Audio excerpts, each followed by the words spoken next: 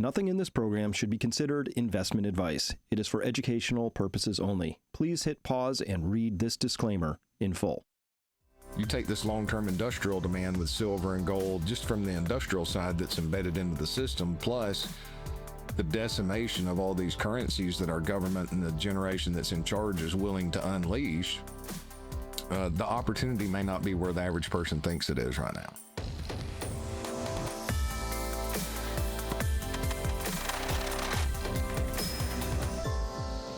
Hello, everyone, and welcome to this episode of Finance U. I am your host, Chris Martinson, and back with me again is Paul Kiker of Kiker Wealth Management. Paul, I missed you last week. I missed you too, so I'm looking forward to today, and happy September to you. Happy September. Can you believe it? It's September already, a little fall in the air up here. Markets are starting to look a little weird, but we'll get to that. I want to talk about inflation today because I think inflation's coming back. There's a big philosophy out there, you've probably seen it, that suggests that it could look like the 70s again. I think this rhymes, and I'll tell you why. It's an energy story.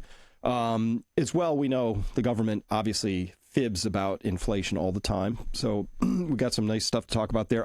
We have a housing emergency. I want to talk about that. Gold and silver. Can't go anywhere without talking about that. So a real target-rich environment today. And, oh yeah, I forgot. How could you forget this? Long bonds are screaming something across the whole developed world right now. Japan, Europe, U.S., something's going on. Yes. A lot of good topics to talk about, and a lot of warning signs are being shot across the bow right now. Well, let's just start right in. I'm going to peg this to energy. So first up, can we just admit something? Bob Elliott nailed it here. He said it's just not credible for the Fed to claim to have a 2% inflation target when it's been 53 months above target and moving higher, and they're shifting now to more easing. And by the way, best meme I saw on this week was this one from The Simpsons. Go on, tell them inflation's only 2.7%. Look at this. They got here, Paul. This is same package. Beef loin, New York steak, boneless USDA choice from Kirkland, which would be Costco, right? Here we have it April of 24. Here we have August of 25. So a year and a few months apart. It was $49. Now it's $78. Mm-hmm. And we know why that is, right? Cattle prices exploding. Dude, I don't want to tell anybody I have cattle anymore. I'm going to have to fit them with GPS collars or air tags or something. I'm a little worried. They used to be cows. Now they're kind of like walking gold mines out there. They are. Yeah, leave the keys in your tractor and your skid steer because they're coming for the cattle. Well, you just took a trip, and I heard that you had a guest along for the ride who was maybe a little shocked, hadn't seen things out in public in a while in terms of what things cost. Yeah, so we carried my in-laws to the Colorado game in Boulder, Colorado, and I must say that stadium in Boulder, Colorado, at Colorado University is absolutely magnificent. And wow, they had a heck of a crowd. I mean, their students that come out to that game were absolutely unbelievable. Other interesting facts we could talk about later, but this is the first time, and we were trying to figure maybe 20, 25 years that they've flown. So we carried them with my father-in-law's 81, and he does a lot of offshore fishing out of Savannah. So that's their thing. They don't travel that much. They go back and forth. And so they were blown away by the prices of things. I mean, absolutely blown away. And we're used to it because we've been traveling around. He's like, I had heard Colorado was expensive, but your nice little quaint locally owned restaurants and food's really good. Mm-hmm. And he's like, this food is good, but let's go to IHOP because that's a little bit cheaper. And then we go to IHOP, and IHOP's just like ridiculously expensive. And it wasn't that they can't necessarily afford to do it. They've just not been out that much and shocked, and how much security's changed at the airports. It was actually comical because we told my father-in-law to empty his pockets, and he goes through the metal detector, and he looked like a magician pulling stuff out of his pockets. He's like, well, I thought this was fine. I thought this was fine. It was so hilarious. Even TSA was laughing because he'd pull something out and then he'd go back through. But they were, it was actually really sad to me because, he was a traveling salesman in the furniture industry before it got decimated by globalization. So he traveled a lot, up until probably around 2000 when he retired. And they were blown away. He could not believe how expensive things were. And Yeah.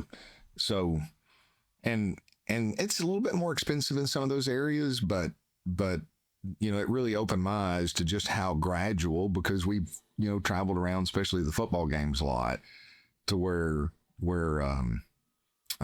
it's shocking. It makes me feel it's sad for individuals to be traveling today that are on fixed budgets. Yeah. Well, I remember my first shocking moment 2 years ago. First time I had $500 of groceries in a single cart, just like, what, back in the day, $100 would like fill the whole cart. And, it's been really shocking. And so this is shocking. Obviously, cattle prices, this is actually a tale of supply and demand. And I wanted to raise this because we're going to have a supply demand story around energy, because supply, demand, price, that's the oldest and most durable of all economics charts. First one you have to learn in Econ 101. There's a graph. You got your supply and your demand, and they cross, and price is the moving axis on that, right? It makes sense. If there's too much demand and too little supply, the price goes higher, vice versa. At any rate, this is a story of somehow, because we had failed leadership at the USDA, our cattle herds right now are as low as they've been since the 60s. And obviously we have way more people. So on a per capita basis, just not that many cows out there. And the reasons for that is because the inflation has just crushed them. There was some droughts too, but hay prices. Paul, I'll spend $3,500 this winter trying to carry 6 cows, 4 of them dwarves. Well, they're not that small, but not super minis, but still 500-600 pound animals. But still, it's going to be just to carry them over the winter, right? So inflation's been intense. Meanwhile, the CPI has been telling us, 2.7%, and when you look at the components here, headline inflation's the black line at top. Housing is the biggest part of this down below, which kind of makes sense, right? But look at food and beverages. It's like, this hardly has been growing at all, Would your father-in-law disagree? No, he would completely disagree. I mean, I would disagree, but he would be very vocal and probably drop a few expletives over that belief right now. No, it's crazy what they say. And meanwhile, this was really helpful, just to understand. CPI is our inflation measure, consumer price index, right? And it's got 3 big, giant, stupid things they do statistically. I mean, there's liars, damned liars, and statisticians, right? And so BLS statisticians in that, spectrum, they do hedonics, they do weighting, they do substitution. Substitutions, for everybody listening, is the idea that if you can't afford those steaks we just showed you, you'd just substitute that with chicken, as if that was a realistic thing to do. So here you can see, Paul, that without the substitutions, obviously inflation would have been a lot higher, right? Obviously. Okay. But then we look at other things like, this is to your father-in-law's experience. They say, the actual food inflation, they say, has been 31% since 2014. I disagree. I think it's been 31% since 2020. Yeah. but whatever, right? That's my personal experience. But look at McDonald's and Popeyes. All the fast foods have been vastly higher than the so-called actual inflation. Subway at 39%. Remember footlongs used to be like $6.99 or something, and now they're $17, Yeah. So inflation's running hotter than we've been told, and people have that experience, and that's jarring, right? Because you have your own experience of it. You're like, when did like Holiday Inn become a $300 experience, right? Mm-hmm. Yeah. I mean, yeah, exactly. And hotel rooms are easily $500 in places that were $200, 5-6 years ago. Yeah. So, and that's the worst part, Chris. There's no love of the truth. There's love of narrative. And the bad thing is the populace is going along with it. They seem to be accepting this, at least for now, because the largest portion of the population, voting base right now, being the baby boomers, are benefiting from the asset prices. They're benefiting from real estate prices, and they just don't understand the reality of what's taking place under the surface unless they're on a fixed income budget, or if they're just tight. I mean, my father-in-law has the flexibility to do a little bit more, but I always tease him. They invented copper wire by pulling a penny out of his hand, right? So, I mean, that's not a bad thing, but but most people are choosing to ignore this. They don't really understand what's taking place because of this constant deception of stripping from future generations to benefit the current generation. Well, I'm getting bids right now, speaking of copper, on a project I have going on here. And one of the local plumbers, great guy, know him pretty well. But he was just saying that in his own garage, which he had to plumb up for something, he spent $9,000 in copper. And I said, wow, is this a huge project? He said, no. He said, 2-inch copper pipe was $9 a foot 3 years ago, $33 a foot. Wow. And this is for a guy who's buying wholesale, right? Yeah. But again, 2.7%. That's what the DLS is going to. Not a chance. Not a chance. No. All right. No way whatsoever. So this was the thing that came out. There's this guy, Torsten Slok is a economist at the Apollo Group. And so he says, hey, does history rhyme? It might, but you have two lines on here. One is the 1970s. This is from 74 to 82. On the right-hand scale, topped out at about 14% per year inflation. Put that in your retirement calculator. And then here on the left, we have our current green inflation experience. He says, wow, they kind of mirror each other. Is there a second inflation mountain coming? That's obviously things sometimes magically match and then just don't, it doesn't play out that way. This doesn't mean it has to play out the same way. But, Paul, do you remember what drove that second inflation mountain in the 70s? Inflation mountain in the 70s? No, I do not. I'm not. This is the oil crisis right here. Oil went from $3 a barrel to $33 a barrel between here and here. Mm-hmm. That was a lot of energy. So again, that price supply demand thing, we just had an oil shock, and so the price went way up because we had too little supply because OPEC withheld it. That was a geopolitical event, but that was part of it. And the rest of it was just money printing. Yeah. Lots of money printing. We left that gold standard in 1972, and basically since then we've had sustained inflation. Yep. But I've studied it a lot, but I can't remember the exact cause of that second wave. We're in a situation right now, Chris, though, that is a very important chart to pay attention to and to take into consideration. The debt ceiling's been raised, so the Trump administration has $3.8 trillion of extra fiscal spending that they can put through. They're wanting the Fed to cut interest rates, and the market in general, at least a lot of analysts out there, seem to be just giddy that we're getting ready to get into a liquidity super cycle. I mean, that seems to be the consensus out there from a lot of Wall Street. Is we've got, everything that's coming together. So if we are getting this liquidity super cycle, and if you go back to, Trump said that he was going to, be fiscally responsible. And then all of a sudden that changed. We're spending ridiculous amounts of money at this point. They're talking about the extra firepower. They want the dollar to be lower. Bessent comes out and says that interest rates should be 1% below where they are right now. It seems that they're doing everything that they can to try to kick this can down the road just a little bit longer. And they can justify it, right? I mean, there's many people who's like, well, as long as the other side doesn't take in the midterm elections, it's worth it in the interim period. Well, it may be worth it if you've got a lot of assets that you're sitting on and you're going to benefit from that. But what's it doing to the next generation? And if this continues, if that inflation comes back, one of the things that I've seen, Chris, is there is a lot of animosity building towards the baby boomers right now. Like I'm seeing this around the edges because there's a lot of judgmentalism about, well, you just need to work a little bit harder. Interest rates were 17% when I was younger. That's true, but you're still only spending about 19% of your income on mortgage payments at the time and about 17% on rents because they were lower. Today, this younger generation's having to spend closer to 39% of their income on a standard mortgage. And these policies could potentially make the affordability crisis even worse. So, I mean, that inflation coming back, I think if it does, and it looks like every policy that's being instituted or desired to be instituted with a weaker dollar, lower interest rates, and even what the bond market and gold's telling us right now. I mean, gold's breakout has been huge over the past couple of days. Silver broke out a month and a half ago, which is huge. And I know we talked about the big breakout that gold had like 2 years ago. And that's followed through. So most of the indicators are telling us that it's a high probability that inflation is going to come surging back.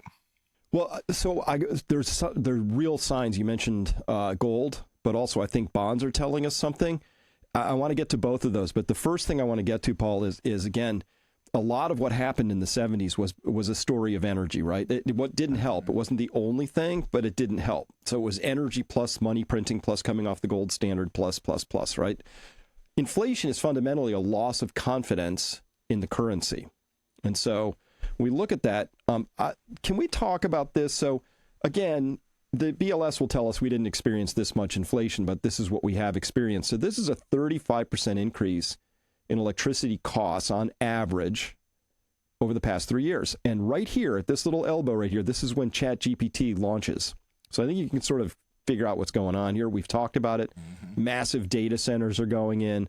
And so this is a big deal. So you mentioned X% of a budget going towards housing. Well, 35% more is going towards paying electricity bills in just the past 3 years. That's tremendous. I mean, that's not something that people have been used to planning for or preparing for at all. Prediction. It's going to keep getting more expensive because we don't have any proper oversight or regulation in these markets at this point in time. So here's my thesis. Ready? So this just came out in Reuters yesterday. And there's a lot of colors on here. I'm going to just look at this chart here on the right very quickly, but this is global natural gas power capacity in the top 15 gas producing countries. This is, look at the increase from H1. Well, no, let me go to the blow up here. This is that same chart from the first half of 2024 to first half of 2025. Whoops. And a lot of this is the United States, is just this blue. So it says here that pre-construction of natural gas plants, power plants in the U.S. is 6 times larger than it was a year ago, moving from 15,000 megawatts or 15 gigawatts to 90 gigawatts. So I calculated it out. That's going to be about another 8 billion cubic feet per day of demand. And that's all in construction. It is coming, right? 8 billion cubic feet. Oh, are we going to get 8 billion cubic feet more out of the ground? Well, not according to the Energy Information Agency. This is their projection of dry marketed natural gas production, and it's dead flat, maybe even slightly down for the entire next year from now. So where's that coming from? And by the way, Paul, I can't believe what I'm seeing. It's easy to find a $25 billion data center going in. And it's kind of mysterious to me because it's being put in by a company I've never heard of, like Data Source or what. They're like these little, like this, some of them just started up 2 years ago, and they have this VC money just piling in from who knows where. There was one that was just announced in Texas last week, $128 billion is the planned build out. Wow. It's a 5 gigawatt data center. Like, okay. That's 5 Denvers, since you were just there, 5 Denvers of power consumption. And again, that power has to come from somewhere, and it's going to come from natural gas. So to the extent that all electricity is kind of, it's an energy market. So it's priced at the margin, meaning everybody pays what the last guy pays, right? So if you have these things where all of a sudden, natural gas is cheap now, but if it doubles, there's nothing the Fed can do about it. You can drop interest rates. You could raise interest rates. You could jawbone. It won't matter. The energy markets are going to have to price that gas at a level that balances supply and demand.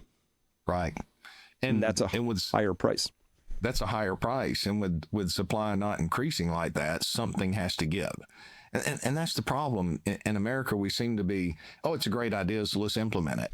Instead of developing this longer term plan and really strategically planning for the future, we're caught up in this instant gratification and we're using up our margin for error. Yeah, natural gas prices are really low compared to what they were back in 2007 to 2000. Was it 2010? 11. I think when they cracked. Yeah, I'll have to go back and look at that. But we're running out of these areas for margin for error. And at some point it's going to come roaring back because we're not focusing on the problems from a long-term standpoint. And the market is misallocating capital because everybody's chasing the S&P 500 right now. Instead of going to where it should be going, it's just passive investing. Let's throw it in there because it's been working, and just a massive amount of marketing that Vanguard and the other index providers have put in there to convince people that passive is the right way, and it has been for a while. But there's no other area of our lives that being passive works really well from a long-term standpoint. We mentioned it before. I don't have the chart with me on hand right now, but the percentage of the S&P that's contained in the energy companies is at an all-time low. I think it's like 2%. It's under 3%. It's like ridiculously low on a percentage basis. Now, if this is the near term, what is long term? Because they're projecting that data centers are going to create an 8% demand over the next 3 years on electricity consumption in the U.S. That's just in 3 years.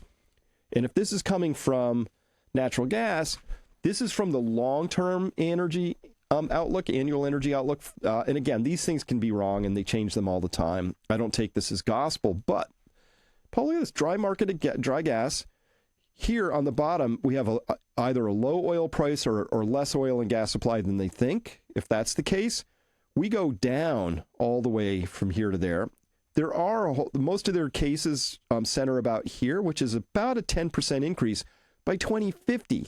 We're going to have an 8% increased demand by right here, right? So it just becomes like, okay, where does that come from? Now, this has been kind of a lonely thesis for a little while, but Paul, Tavakasa just put this out. Are energy stocks quietly sneaking out? Are they quietly going to break out here? It sure looks like it. Doesn't it? If it goes with the inflation thesis and the money printing, I mean, you're seeing some big institutions move into precious metals, obviously, from your central banks. Yep. And so, yeah, I mean, that looks like it's poised for a clear breakout with the fundamentals that are driving it from behind. Yeah, kind of looks like it. And here's part of that fundamentals, which is, of course, U.S. operating oil and gas rigs is now lowest level since COVID lockdowns. This is going to create a future supply shock because you have to drill the wells for them to produce. And again, Octavio Costa writing here, the decline in oil and gas operating rigs over the past 4 months has been the steepest since the COVID lockdowns. We are likely approaching an inflection point for energy, in my view. 1, rig counts are falling. 2, inflation is picking up again. 3, bearish positioning in the energy stocks is as high as in 15 years. Sentiment deeply negative. Energy stocks starting to break out. So maybe drill, baby, drill wasn't as easy as it sounds. So now, if that's true, yeah. That's an amazing chart right there. I have not seen that. That's absolutely mind-boggling. Isn't it? Yeah. Yeah, we're just shedding rigs and experienced operators. They're called the frac crews that have to stand up. It's very complicated, right? There's 1,200 trucks will show up at a frac site to do the fracking. There's, obviously you have all the truck drivers, but then you have a very, very sophisticated crews of people operating these high pressure machinery and the choreography of it and everything. It's pretty big. So those are called, a whole crew of that would be called a frac spread. And we're shedding those really fast because nobody can make money at these current prices. So very little of that's happening. And once you lose those, Paul, they don't come back so easy. So now I think we have the setup. This happens if or when energy prices spike. It's not going to be immediate. I think this is going to take a little time, but we are echoing the 1970s again here. Mm-hmm. With not just the energy price spike, which could be coming. Listen, inflation on electricity is already there. We're all familiar with that. People are lulled because gasoline is still pretty cheap right now, but that can change in a hurry, right? If or when something happens on that front. But what we see fundamentally is pretty clear. Over the next few years, this is going to, be a monster that comes back. And again, look at this time frame. It started to pick up in 1978, a little bit more in 79, 1980. Started to fall back again. 81 wasn't until 82 that it really started to fall. So that's 5 years. These inflationary burns are kind of long fuses. So if the energy thesis I just laid out, if it just comes because, we forgot to plan, we built too many data centers, they need the gas, but we need the gas, but we have these LNG contracts that are kind of locked. They need the gas. Everybody needs the gas. Well, obviously the only way you can square that circle is to have prices spike and kill demand. Correct. And then as soon as those prices spike, with about a 3-year lag, you're going to have all of these trend following strategies that are going to jump right on top of it. which is going to further exacerbate the prices and further exacerbate that inflation. So, Yep. I mean, we've got an incredible backdrop because there's a lot of things to be concerned about when you look at just the S&P 500 and valuations. I mean, we're breaking all historical records and many of the valuation records that are out there. But you're ridiculously undervalued in a lot of the energy and commodity space.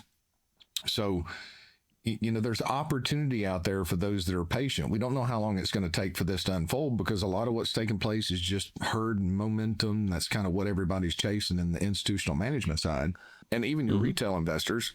But once that flips towards that energy space and takes off again, there's going to be a lot of damage on the other side. But for those investors that are paying attention to the fundamentals and the details and are willing to be patient, there is a tremendous amount of upside reward to protect your purchasing power there and help you navigate the chaos that's going to unfold as these shifts take place. Agreed. Paul, we're going to take a quick break, but when we come back, I want to talk about how we can see this future already because there's a European hazard tale right there for us to look at what happens when you forget to plan and let your energy prices spike.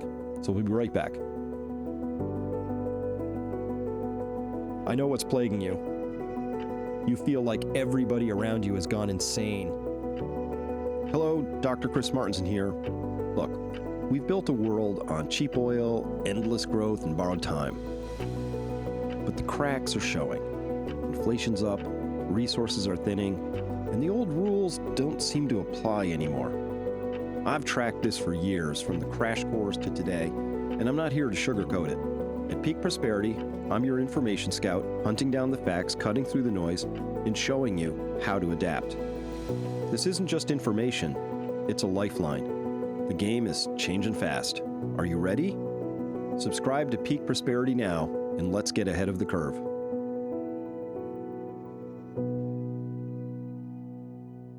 That's my favorite sponsor, by the way, that we just heard from there. So I want to talk about this, a European hazard tale. We've covered it a few times. And Paul, this is possibly some of the biggest news I've heard in a while because war tends to follow pipelines. It's just one of the old maxims out there in the military space because obviously energy is everything. It is the master resource. It's power. So this was just announced. Huge news. Russia has finally signed a binding agreement, according to Brian McDonald here. And this is true. Not just him. I found this is actually true. With China on power of Siberia 2. It's a 50 billion cubic meter pipeline that's going to run through Mongolia from their Siberian fields up in Yamal. That stuff used to go to Europe. That was the stuff that got sent over and went down, came all the way down across here and down through the Baltic Sea, through the pipelines that got blown up. He says, unlike the current line, this one out of their Kotya fields, says which taps Asia-facing reserves. This one diverts gas once meant for Western Europe straight into Chinese embrace. Gazprom has been courting Beijing for years to seal the deal. It's going to be a super expensive project. It's going to take, I think, 7 years to build. But now the pivot appears set in steel. So this is probably one of the most worst things that could have happened for Europe. And here's why. This guy who's got a Ukrainian flag, so he's looking for signs of, a sign of Russian capitulation. Haha. He said, capitulation? Look closer. Germany now pays 41 euros a megawatt hour for gas, where it used to pay 13 to 22. So they're 2x to 3x more for natural gas, which of course feeds into industrial processes. And, wouldn't you know it?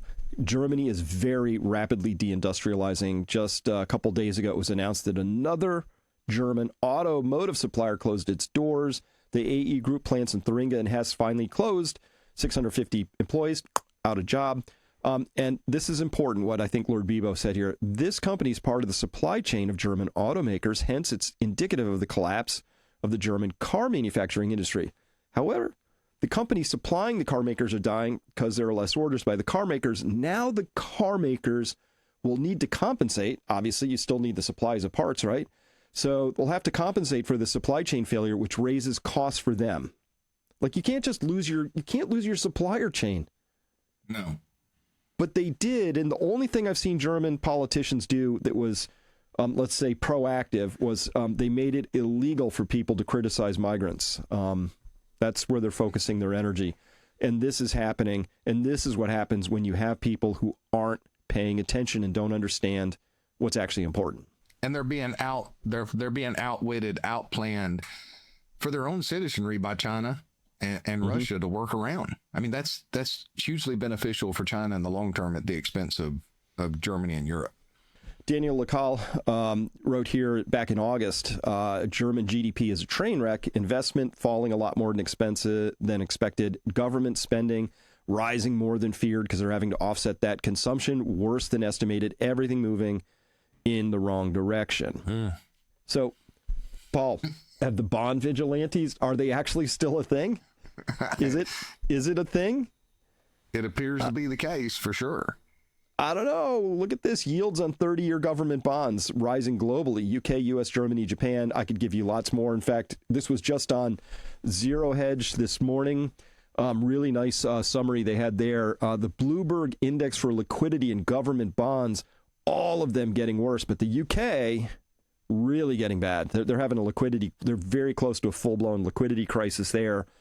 And Japan, you and I have been talking about. This chart also on Zero Hedge, I did not know this, but this is kind of interesting. As Japan's 30-year bonds are blowing out, gold has been tracking it. So that raises the specter here for me, Paul, that what gold is really telling us is a little bit less about inflation and a lot more about the possibility of a sovereign debt crisis, which becomes very quickly a solvency crisis. Yes. And I like that chart. I saw that chart a couple of days ago or within the past week. Yep. I just sat there and stared at it for probably 10, 15 minutes just thinking about the ramifications. Because if you look at gold that's moving just, if that's one of the indication on the 30-year and it's not necessarily fearing inflation yet, I mean, I think it's in combination with both of them. Can you imagine how much greater the performance is going to be when it starts moving over fear of inflation, not just the longer term yields going up, which yields are going up because why in the world right now would you want to tie your money up for 20 or 30 years unless you have to, or unless you're forced to from an institutional management standpoint, when we clearly see that all the governments of the world want to try to inflate this away. They don't seem to be scared of inflation in any way whatsoever. So if you're tying your money up for 20 or 30 years with yield curve control or inflation lies, quite frankly, the government's telling you that it's something different, then you're just going to decimate your purchasing power from a long-term standpoint. Mm-hmm. You'd have to be nuts. You would have to put a gun to my head to get me to buy and hold 30-year government paper right now.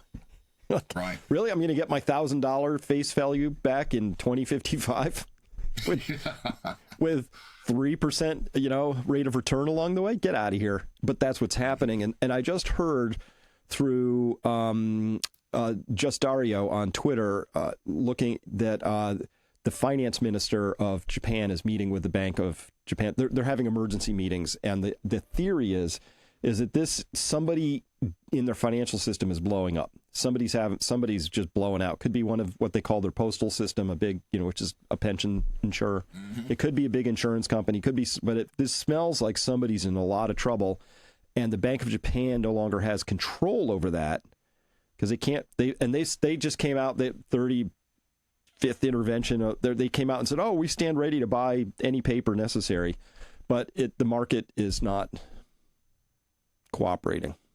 Jawboning isn't working. They're going to have to do something more amazing. And that's why gold is blowing up, I think. Yeah. And that's a different environment. And I tell you, I really have enjoyed just Dario's analysis. I mean, he's been warning for quite some time that we're going to see some banks blow up in Japan if this continues to go. And it sure looks like it. I've actually been really shocked. Not surprised. Surprise would be a better word, not necessarily shocked. That gold's broken out of its range here. It's telling us something is coming. We don't know what it is, but tell us something's coming. And so that's interesting. I'm curious to see. I have him in possible outcomes because his thesis that we're going to see a major bank failure in Japan is very well put together.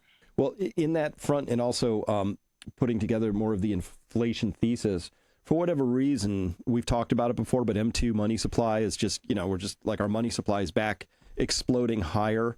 And it's interesting, the great financial crisis, nothing really happened. The Fed did a little extra printing, but it created that was enough, right? Mm-hmm.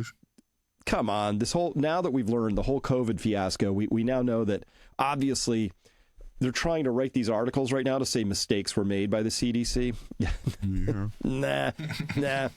That was a self-inflicted wound, right? We did not need to shut the entire economy down in emergency print because of a 99.95% survival rate overall. That was just mistakes were not made. Somebody did something. But we're back to seeing this. And so if you want to know why stocks really aren't selling off or Bitcoin's holding tight or gold is going up, it's because money supply is back growing at a very fast clip right now. I don't know how that's happening. I'm still trying to unravel that. It's murky to try and figure that out. Just murky. It really is, because I want to know what the source is so that we can watch that. But there doesn't seem to be one individual source that's out there that you can put your finger on to say this is exactly where it's coming from. Mm-hmm. But you can obviously see it in different asset prices, and especially silver starting to break out. Gold miners have been on a ridiculous run. Yep. And then, I say starting to break out. Silver broke out, consolidated, and broke out again. And then this bit, gold's consolidated since, I've got a chart in here if I pull it up. Gold's consolidated here for a while. So I'll pull it up here in a minute. You can talk about something while I'm looking for it. But there's a lot of warning signs right now that that's going to continue. And what we're seeing by Besant and the administration is all of these ideas to continue to just provide liquidity. It seems that that's the only response that they know. And I don't think anybody really understands, if this inflation gets out of control, just how much of an equal opportunity bringer of misery, mm-hmm. how widespread the misery is going to be for the average individual. It's going to benefit the top 1%. It will, but it's going to, eventually there's only going to be 1% left, and the 99% is going to be hurt. And it's eviscerated the middle class for the most part already over the past 10 years. Yeah. Yep. No, housing affordability crisis, stake affordability crisis, insurance affordability crisis. And the thing that bothers me about this, Paul, from a moral standpoint, is that they always try and talk about it as if it was like this comet we didn't know that came out of the Oort cloud and visited our solar system. Like, oh, look, inflation's here. It's an act of policy, okay? It's an act of policy. This is what they do. When you decide as a government, I'm going to deficit spend $2+ trillion a year, you're creating inflation. When you decide to monetize that with a few little hooks and wiggles as the Fed, you are monetizing inflation. This is just how this works. It's very easy. And they're making the decisions. Like, we're willing. It's like, I feel like I have a Lord Farquaad, Shrek moment here. They're like, well, a few million middle-class families falling below the poverty line is a pain we're willing to suffer, from their 1% loft, right? Yeah. So detached and shielded from reality that they have they can't even have empathy for individuals because they can't possibly understand what it's like to walk in those shoes. Mm-hmm. Proverbs is full of this cautionary tale. I feel like we're just revisiting some old human territory again here. But, right. So gold and silver. I've been a big fan of this for a long time. This is the consolidation on a long enough time frame. It doesn't really look like much, but you're right. We were consolidating most of 2025, to be honest. We had that one spike up, and then we had this rising wedge right here, and then a clear breakout. Boink, boink. Now this is futures, not spot price. So as of this morning, over $3,600 an ounce, which a lot of people go, whoa, $3,600 for an ounce. Peter Spina of GoldSeek flipped the chart and said, actually, that's your dollar collapsing, right? No, gold has not gone up. It now takes $3,600 to buy an ounce of gold, where it used to take $300. Mm-hmm. Yeah, yep. That's a good chart. I like that. Yeah, I like looking at it that way. And then silver had this very long consolidation between 20 and 30. Bouncy, right? And then it finally bounced along that 30 mark for a while, and it became support instead of resistance. And then it entered this rising wedge, and now it's just broken out. And of course, the big round numbers are always sort of psychologically tricky, but 40 was that big round number, but just sliced right through it. And here we are, and it just seems to be going up all the time. And I'm hearing lots and lots of stories that that there's supply issues that are very bad out there right now. Meanwhile, if you look at silver on a longer term, what a thing of beauty. That's a beautiful long-term chart with my crudely drawn in blue cup and handle formation. But you can clearly see with that black dotted line, 35 was actually a critical moment to get past from a resistance standpoint now. So who knows where it goes from here? People have all kinds of crazy sort of like guesses. You know, is it 50? Yeah. Is it 70? Is it 80? Is it triple digits? You know, hard to say, but it is hard to say, but that's a generational breakout right there of resistance. And that matters from a long-term standpoint, but because that tells us that there is certainly a shift in the supply and demand dynamics, because there's building demand. And the average person still doesn't really have any desire to buy at these prices. Oh, it's too high. It's too high. I can't tell you how many average individuals have just been saying gold and silver is too high, but they don't mind piling into NVIDIA because the momentum's there and they've got the herd comfort that's with them, but they're really just not paying attention to the fundamentals, because that narrative of, oh, you know, AI is going to change the world and NVIDIA is the answer from this point forward. But they forget that technology by nature is always going to be an aggressive investment. Because what happens to NVIDIA if somebody comes out with a better solution that's faster for less energy consumption, then overnight that demand changes to somebody new. Where you take this long-term industrial demand with silver and gold just from the industrial side that's embedded into the system, plus the decimation of all these currencies that our government and the generation that's in charge is willing to unleash, the opportunity may not be where the average person thinks it is right now. Well, you know, I'm constantly all over the energy story. So I get all these charts from the energy side. And this is a pretty impressive chart showing U.S. solar and nuclear compared to China nuclear and solar. And China's nuclear is coming on like gangbusters. But you see this China solar? It's just like, this is actually a silver chart. This isn't because silver is used so much in the solar side of things, right? Obviously in the panel construction. So when I look at this, I go, you know, we're going to have to take this into account. And by the way, saw this come out from Outcrop Silver. Good chart. This just shows supply and demand. Remember, we keep talking, Paul, supply, demand, price. I've been shocked that for the past 6 years, silver's been in this huge, sustained, massive structural shortfall.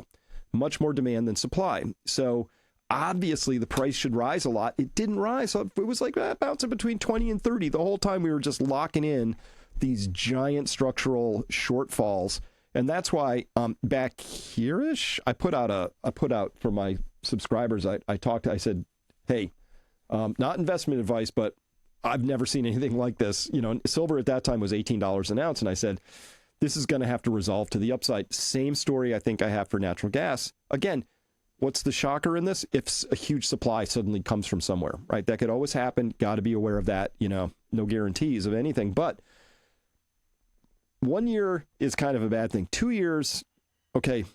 3 years now we have a trend. 4 years, this is a thing. 5 years, that's just, you know, what are we going to do about this? Mm-hmm. So we're going in, this is going to be our 7th year with a structural shortfall in a row. Well, and what happens when investor demand for silver starts to move over there for protection of purchasing power, because they're going to pull it off the shelves. That's going to reduce the supply that's out there. And then at what price are you going to be willing to sell that back into the market? You know, there's going to be a price where it makes sense to diversify away from that. But the more money that starts flowing into that sector, the less demand is going to be available for that industrial demand. What else happened this past couple weeks?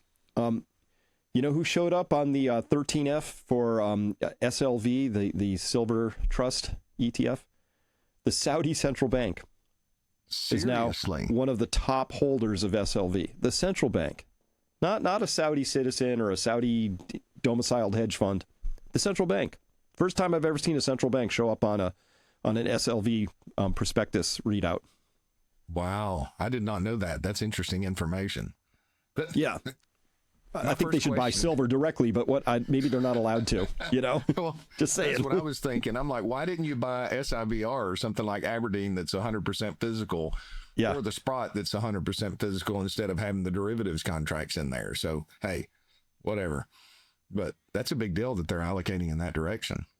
Yeah, and we just had the USGS just had their critical minerals summary, and a couple new things snuck on the list, and silver was one of them. I can't believe silver wasn't on the list all these years. They finally put it on. I don't know what that means. It doesn't mean, well, Russia started a strategic stockpile of silver because they now know that if you're going to do these drone things and everything's about drones, the highest energy density battery we know about in the world is some version of a silver oxide, right? Could be silver zinc, silver manganese, whatever.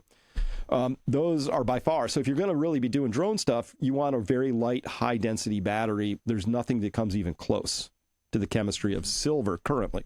So it's interesting. And it's fun for those of us that have been looking at the fundamentals, paying attention and willing to participate in those areas.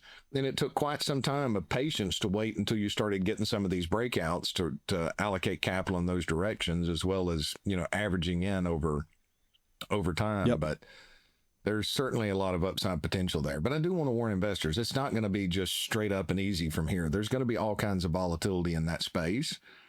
But this is one of those things where you do get those pullbacks, not a recommendation, specifically just something for people to consider for educational purposes.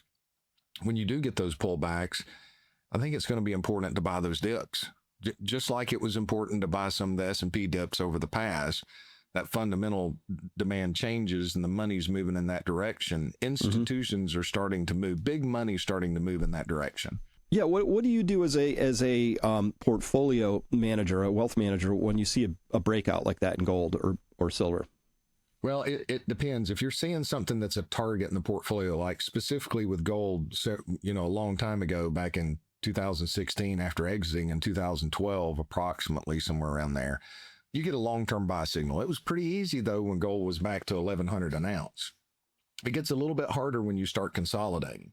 So one of the things I've been talking to people about is, hey, gold's been consolidating. Let me show that chart because it's a good educational point here. 3,200 to 3,400. It just bounced for months. Up and down, up and down.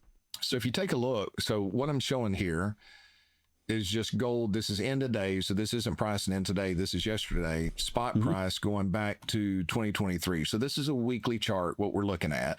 So we had the nice breakout that occurred back in, what was that, February of, is that 23? And then the price moves up to here, and then you start consolidating. So that breakout was easy to allocate to. So you get in here, and this is a period of time where you're setting lower highs and higher lows. So you've got this wedge in place, and you want to average in because there's a good chance that you're going to break down and test that 200-day moving average. So one of the things I've been talking about clients with, hey, this is not time to continue averaging in anymore. This is a time where we've had a clear resolution and a breakout to the top side. The weight of the information tells us that this consolidation period is over, and investors in general have decided that they're not waiting for pullbacks and price moves higher. So in that case, you have to act on those breakouts, specifically if the fundamentals are in line and it's a target in the portfolio. Now, just because something breaks out, if it's not a target from a relative strength matrix, we may not necessarily allocate to it. But if you're patiently waiting, averaging in is prudent so that you've got some capital available. So if you get a pullback, you can take advantage of that. But once you get these breakouts, you have to go ahead and act because the information has changed and you've reached a decision point. What was that bottom indicator on that particular chart? Was that a momentum? Yeah, so that's the price momentum oscillator. Okay. It's one of my favorite indicators. Because look at it turn up there at the bottom, huh? Yeah, and this is what's important, so a couple of things to pay attention to on a weekly basis. Relative strength's down here at the bottom. So when you tend to be in a bull trend, you're going to reverse around that 50 on that relative strength. And then we just kind of consolidated. Yeah, we broke a little bit below it, but we never got ridiculously oversold. So the price momentum oscillator, Carl Swinland developed this years and years ago. It's just a stochastic indicator with a little bit different moving averages. Exponential moving averages is what it has.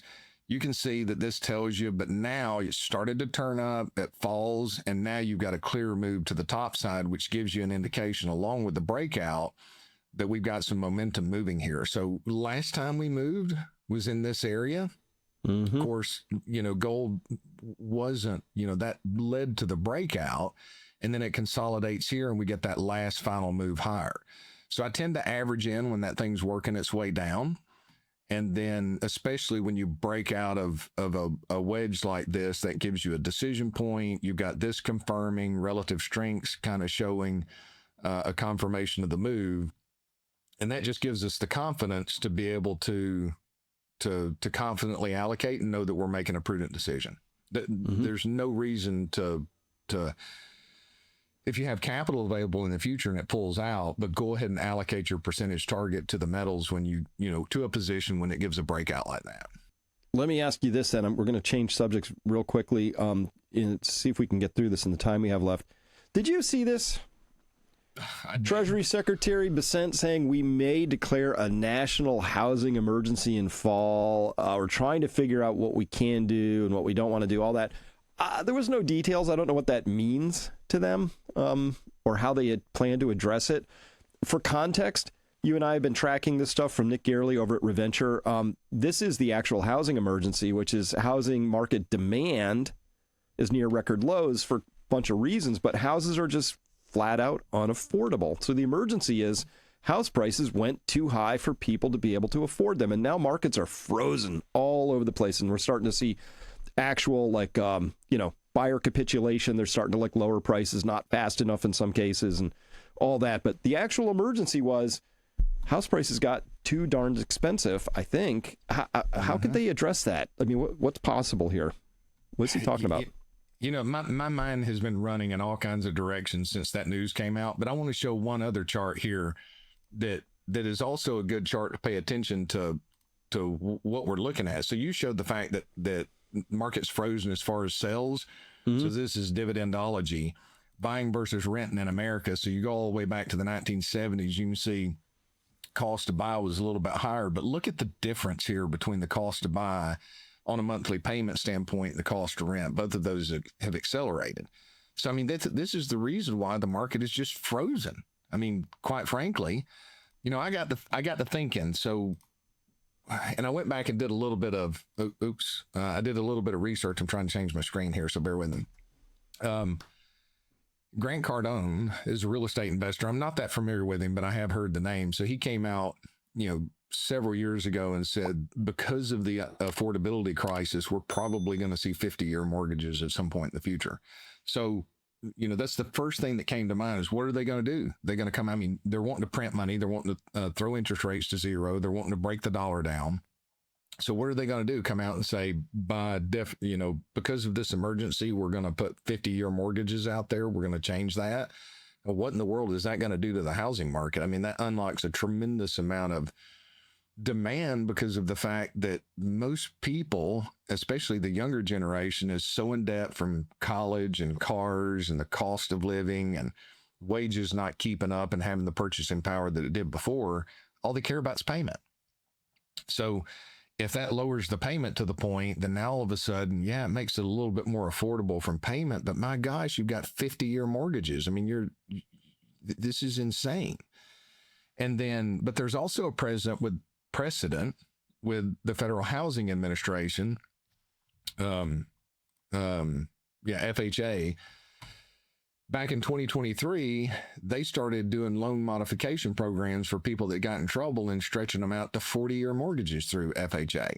So that's one thing that I'm really concerned about that they can put into place. Now, let me step back and give you a long-term picture before you move into another idea.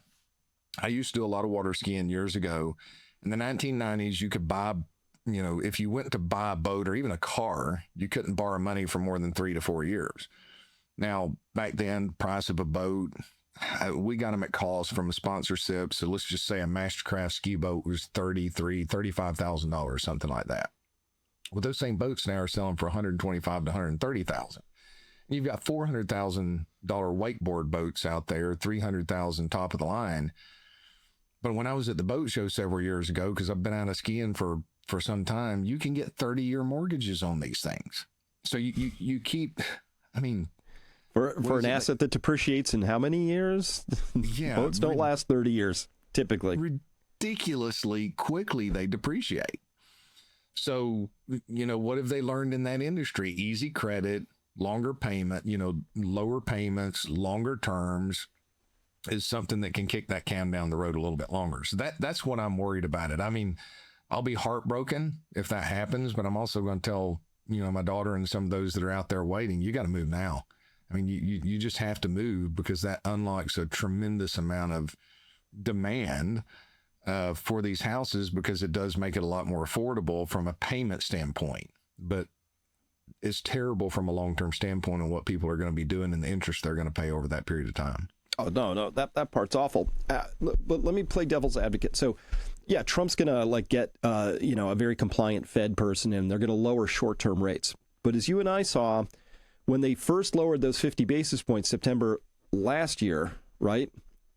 What happened to the long end? It went up. It didn't go down. And now we just presented data here today that the long end is busy blowing out, not just here in the U.S., but kind of everywhere. So I could easily see something where they start lowering rates and the long end goes the other direction. Why? Because they're just printing more money. They're going to have to liquefy that all up. So then what? Having a 50-year mortgage, it doesn't help if interest rates tick up 1%. It just wipes it out from a payment standpoint, if you're just trying to gear towards a monthly payment. The only solutions are for houses to get cheaper or for incomes to go up a whole bunch. That's exactly right. It's just a mismatch. And that's the thing. If salaries go up 30% or houses come down 15 to 20 and salaries go up 15 to 20, then you get a little bit more equal environment where it is a lot more affordable.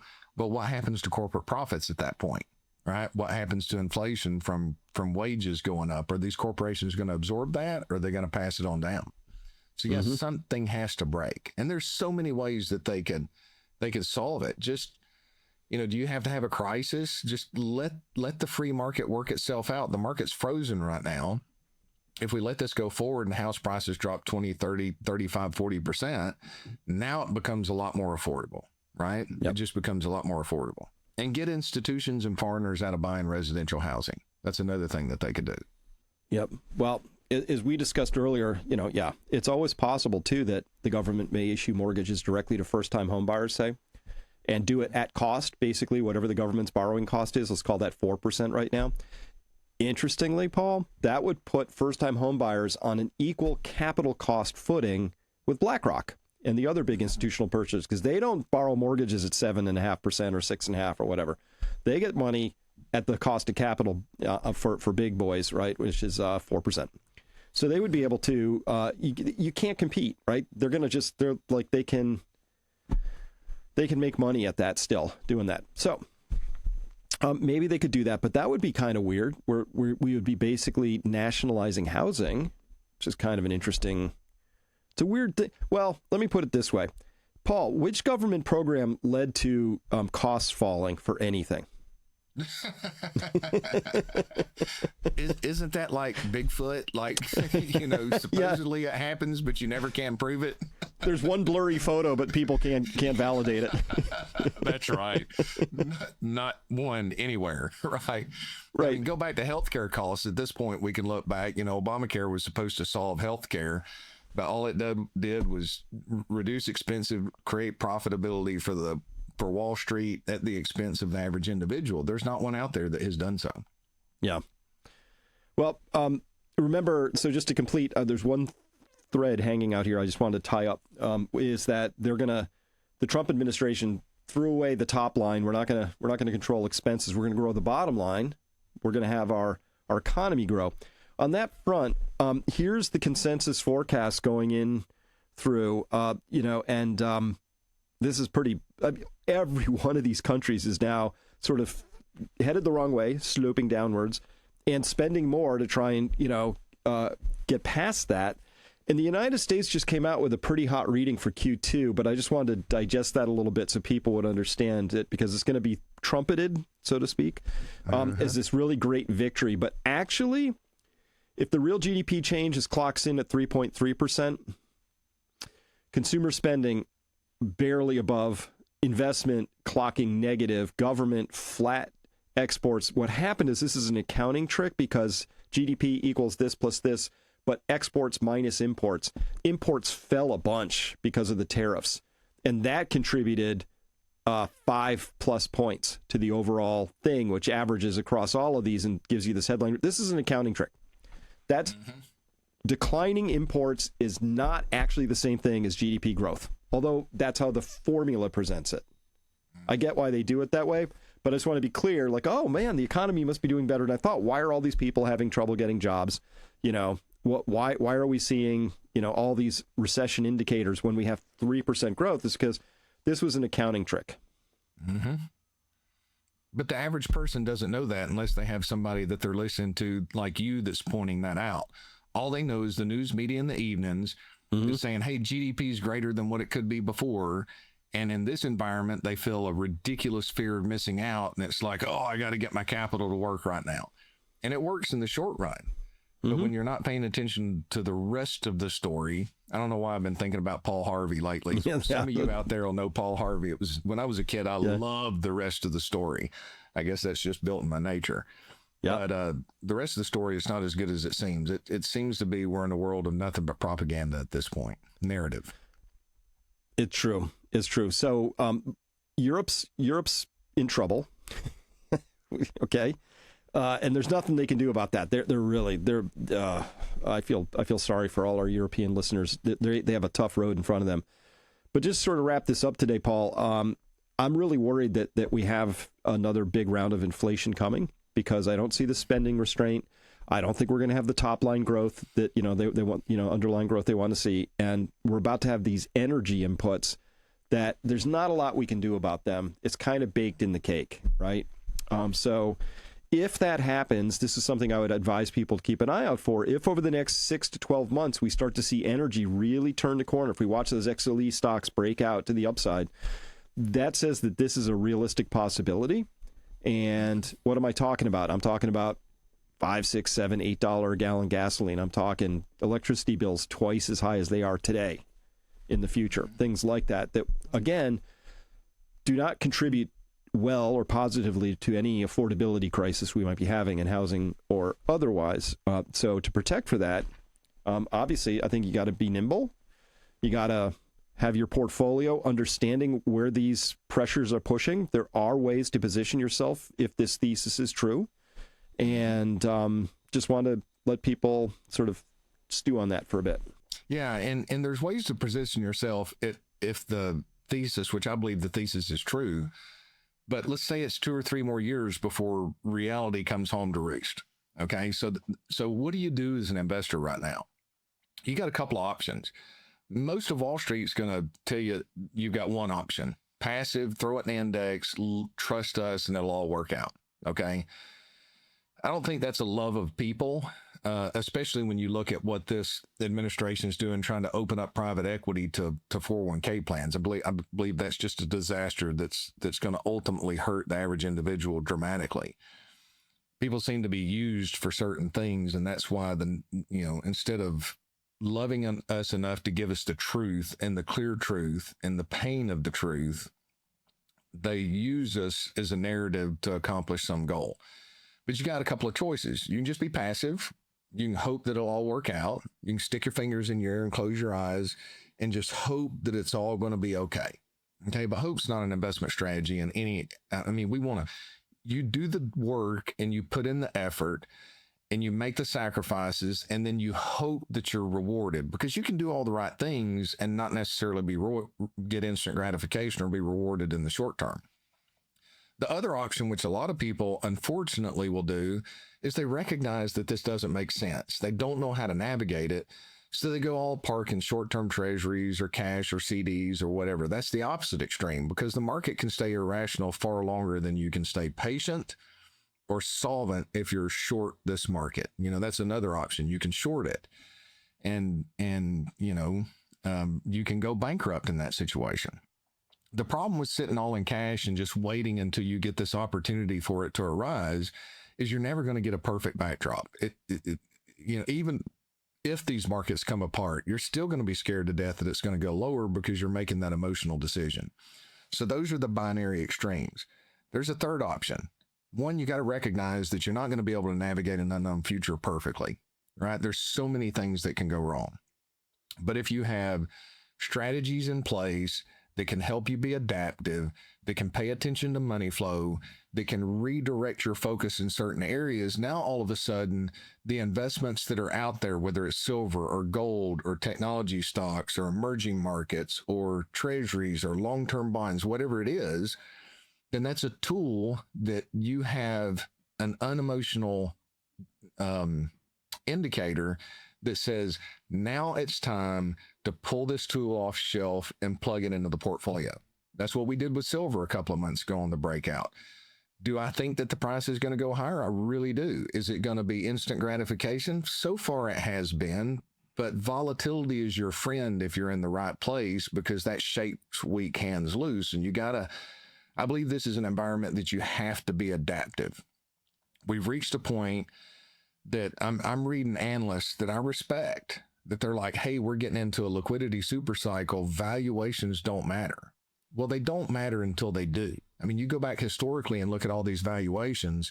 I've got one chart that I want to show here, which is representative, if I can find it. Bear with me maybe it's the last one. Yes, I've got it here. So let me show this, Chris, just to look at the big picture. This is a point where you gotta step back and look at the big picture instead of the tree that's in front.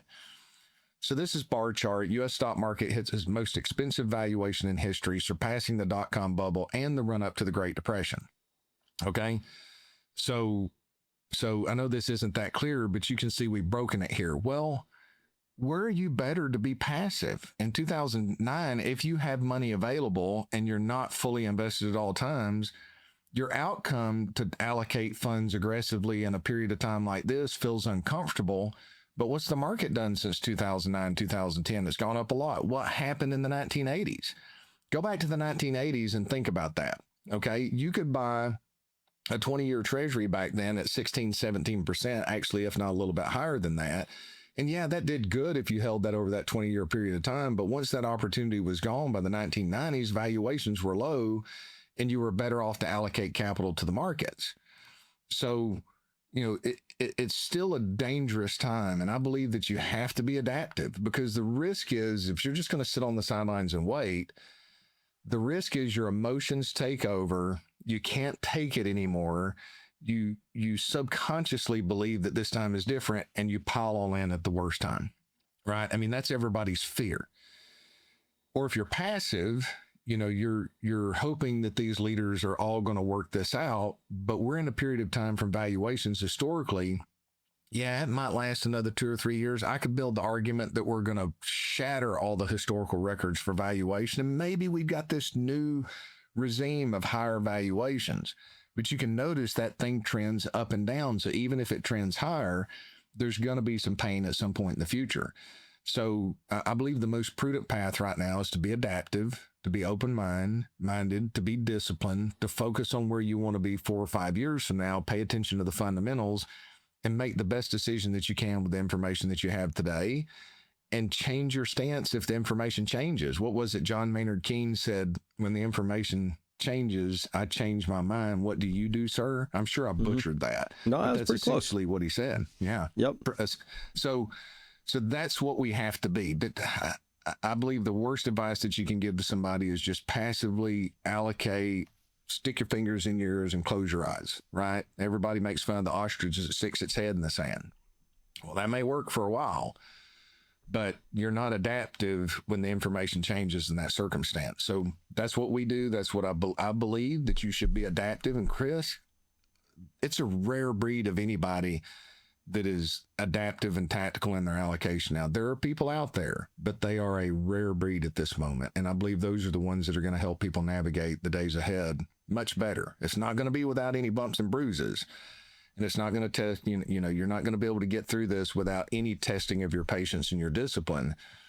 But you got to work a strategy that gives you some adaptation for the world we're walking into, because things are changing. I mean, this is a major turning point that we're so huge. Either fortunate enough or unfortunate enough to live through. I think it's fortunate enough because I tend to be an optimist, and the prudent foresee danger and hide themselves, while the simple pass on and are judged for it. So prudence is more important than anything right now. Well, I have one more chart to add to that wonderful sort of summary of this. S&P dividend yield is the lowest since 2000. Now, why is that year important? Charlie Bilello coming up with this one, but yeah, 1.19% dividend yield. So obviously people are not buying into the S&P for the dividends because you're getting crushed. If you're in there for the dividends, you are losing money, right? Because inflation's running a lot hotter than 1.19%. So we must be into it for the appreciation that's going to happen, right? And so that's a slightly different game. It's a speculative game. So then you have to know if you're speculating, like in housing, gold, and you just have to kind of know where are we in this story, right? And just beware that when you are speculating, you are saying, I know that I'm going to sell this to somebody else for a higher price. That's my plan. That's the plan right there, right? So at any rate, we'll see how that plays out. But that was just one more to add to our wow, stocks are expensive headline story set. That's a really good chart. Yeah, because dividends shelter you if you move sideways for a period of time. I mean, you look at something like EWZ or ILF, which is Brazil or Latin America. Look, I know Brazil's got all kinds of issues out there, but you're getting a 7.5% dividend yield approximately. I don't know exactly what it is right now because it moves on a daily basis, but 7.5%. Well, hey, if you go sideways for 5 years, that shelters you for some income that you can utilize off of that. 1.1%, that's a completely different environment. And the problem is most investors are going to Vegas thinking that it's thinking that they're making an investment. That's one thing if you go to Vegas and you know that you're gambling, right? If you lose, you set your parameters. I mean, I'm one of those that I'm not a gambler as far as but I like to play blackjack. So I set my money. If I lose this, I'm done. Right? If I double it, I pocket my money and then I get really aggressive and I can win a pretty good bit of money if I get lucky. You know, you work strategy, but there's still luck that's associated with it. And most investors don't realize that the media, the money printing, the self-serving interest of the CEOs in America have turned the market into a casino so that they can extract money over the long term out of the pockets of other individuals back into themselves. And I want to go back to that quote that I saw. I saw it on X the other day, you know, and it was by Wisdom. I love this thing that they post, just wisdom that they post on there. It says, people were created to be loved. Things were created to be used. The reason why the world is in chaos is because things are being loved and people are being used. And it's that love of money right now that's causing people to be used. And our job is not to be used or do everything that we can prudently do to keep from being used and surround ourselves with people who are like-minded. I don't want to be surrounded by a feedback loop, but what I mean is like-minded, that the greater good is better. We make investments in fundamental. We're looking for prudence and we're disciplined. We pat each other on the back and we encourage each other because we know that we're walking down the path of wisdom instead of the path of speculation. Indeed. Well said. So with that, Paul, we're out of time. And anybody who's been watching this, if you want to talk to Paul or his amazing team, just please go to peakfinancialinvesting.com, fill out a very simple form. Lots of people have been doing it lately. And somebody from Paul's team will be back in touch with you within 48 business hours to get the process started. And Paul, I understand you're pretty busy these days, so glad to hear that. But that means people are listening, and I think there's a little nervousness out there, which there should be. And I've noted that of the feedback I've seen, a lot of people just say, hey, I don't trust these markets, right? Something's wrong here. I don't get it. I want to be protected. I just don't want to lose. You know, what can we do? And of course, everybody's situation is unique to them, and no two people are alike. So that's why I love working with you and sending people your way, because you treat everybody as the unique individuals they are. It's my honor. And we serve people, not money. And everybody's circumstance is different. And that's why the plan's so important. You know, we help them focus on what they need to do to be successful and what pitfalls are potentially there in the future, instead of some arbitrary, you know, index. Because if you don't know what you have to do to be successful, then it's easy to get sold this idea that you have to beat this arbitrary index. And you know, that's great for raising assets for certain firms. Hey, and speaking of being surrounded by people that are lovers of the truth, which is the simplest way I could have said what I said, I'm looking forward to the summit next week, right? A week from Today, I guess this will be out. Yep. In a week, I'll see you up there and a lot of peak followers. So very much looking forward to that. Oh, it's a good time. And it's just so relieving to be surrounded by people who are educated, informed, and most importantly, open-minded and lovers of the truth. Right. So, yeah. So looking forward to it. Likewise. All right. Until next time. Bye, everyone. And again, Peak Financial Investing, if you want to get that process started, I highly recommend it. Bye for now.